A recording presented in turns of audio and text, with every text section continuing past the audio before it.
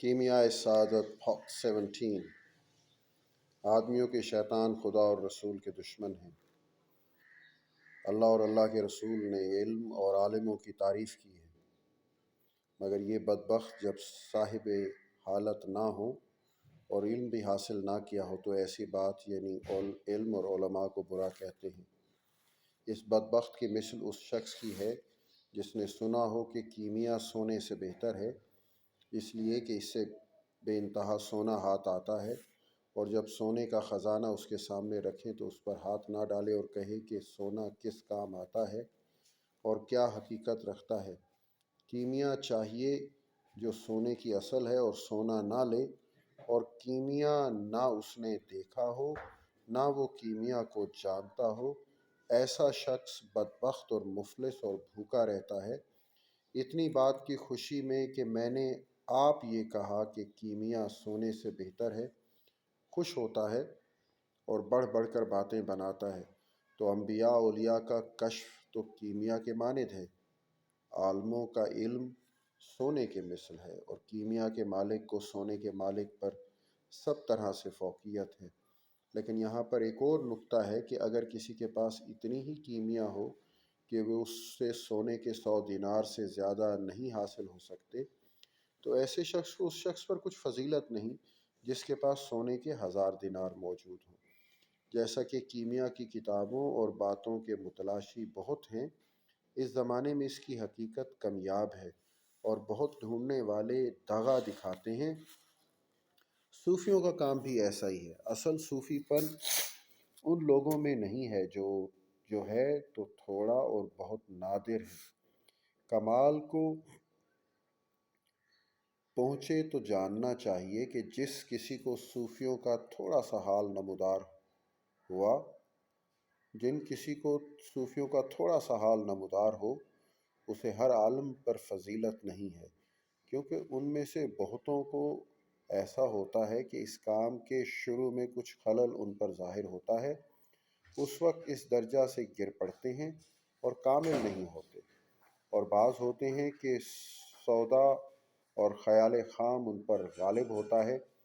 اس کی کچھ اصل نہیں ہوتی، اور وہ اس کو حق اور مستحکم کام سمجھتے ہیں، اور وہ ایسا نہیں ہوتا جیسے خواب میں اصل اور خیالات واہیات دونوں ہوتے ہیں۔ اس طرح کے اس حال میں بھی ہوتے ہیں، بلکہ عالموں پر اس صوفی کو فضیلت ہے جو اس حال میں ایسا کامل ہو، جو علم دین سے علاقہ رکھتا ہو اور اوروں کو سیکھنے سے حاصل ہوتا ہو، اور وہ صوفی بے سیکھے آپ سے اس علم کو جان لے۔ یہ امر نہایت نادر ہے، تو چاہیے اے عزیز تصوف کی اصل راہ اور صوفیوں کی بزرگی پر تو ایمان لا،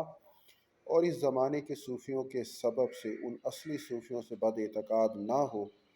ان میں سے جو علم اور عالموں پر طعن کرتا ہے، اسے تو سمجھ کے نادانی سے کرتا ہے۔ فصل: اپنے آپ کو پہچاننا ہی اللہ تعالیٰ کو پہچاننا ہے۔ اے عزیز، شاید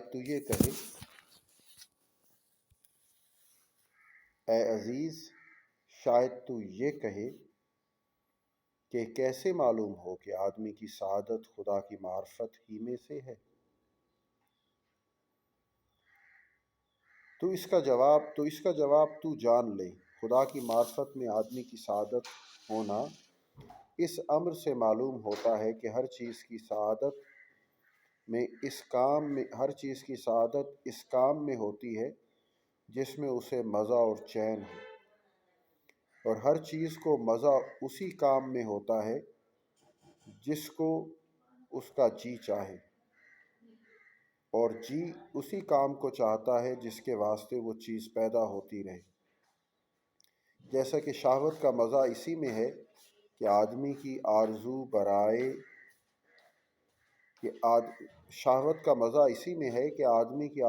بر آئے، اور غصہ کا مزہ اسی میں ہے کہ دشمن سے بدلہ لے۔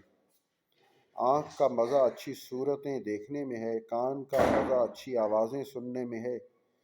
دل کا مزہ اس امر میں ہے جو دل کی خاصیت ہے، جس کے واسطے خدا نے دل کو پیدا کیا۔ وہ امر کاموں کی حقیقت کو پہچاننا ہے، یہ دل کا خاصہ ہے، لیکن خواہش اور غصہ پانچوں حواس سے محسوسات کی پہچان چارپائیوں کو بھی حاصل ہے۔ اور چونکہ کاموں کی اصل حقیقت کی معرفت دل کی خاصیت ہے، اس واسطے آدمی جو چیزیں نہیں جانتا اسے دریافت کرنے کو جی چاہتا ہے، اور جو شے جانتا ہے اس پر خوش ہو کر فخر کرتا ہے۔